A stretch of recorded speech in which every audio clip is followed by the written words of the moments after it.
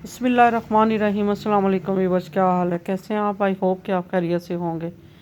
आज व्यूअर बहुत ही मज़े की रेसिपी लेके आज हम बनाएंगे गोला कबाब, और वो भी चंद चीज़ों से और बहुत ही कम स्पाइसेस से बनाएंगे।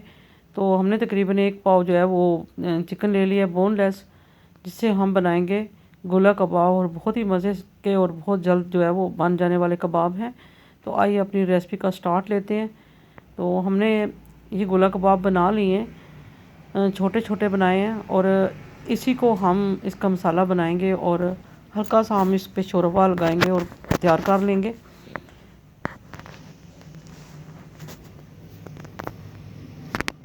इसी तरह हम छोटे छोटे गोल गोल बनाएंगे और फिर इसको हम शेप दे लेंगे। कोई भी आप स्टिक ले सकते हैं, कोई भी चीज़ ले सकते हैं, सिर्फ इसको शेप देने के लिए हमने ये बनाना होता है। तो माशाल्लाह ये सारे हमारे जो है ये गोला कबाब जो है ये रेडी हो गए हैं।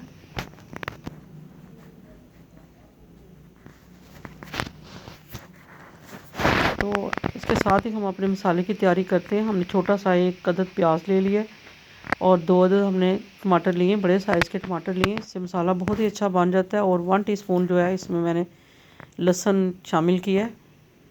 और ये इनको थोड़ा हम जो है वो पकाएंगे, पका के इसमें हम चीज़ों को ये अब अच्छे तरीके से मैश कर लेंगे। तो अब हम अपने जो गोला कबाब हैं इनको फ्राई करते हैं।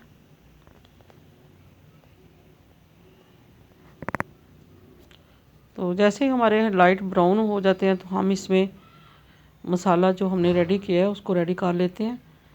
ये हमने मसाला इसमें डाल दिया, शामिल कर दिए। अब इसको हम अच्छे तरीके से इस ग्रेवी को जो है इसको अच्छे तरीके से बुनाई करेंगे, ताकि इसका मसाला जो है वो इनमें कोफ्तों में अच्छे तरीके से जो है वो मिक्स हो जाए गोला कबाब में। तो इसमें मैंने तकरीबन 1 कप पानी का डाल दिया। माशाल्लाह ये तैयार हो गए। अब इसमें धनिया डालते हैं और धनिया से इसको गार्निश करते हैं। थोड़ा सा गरम मसाला ऐड कर लेते हैं इसमें। तो देखें कितनी जल्दी से हमारी जो रेसिपी है रेडी हो गई है। अब हम इसको डिश आउट कर लेते हैं। और माशाल्लाह बहुत ही जल्दी से बन गई है। तो व्यूअर, जो आपको रेसिपी कैसी लगी है और ये तरीका कैसा लगा है, उम्मीद करती हूँ कि पसंद आया होगा। पसंद आए तो इसको लाइक शेयर करें, अपने दोस्तों के साथ ज़रूर शेयर किया करें, और बेल आइकन का बटन ज़रूर प्रेस किया करें, ताकि हर नई आने वाली रेसिपी का नोटिफिकेशन मिलता रहे।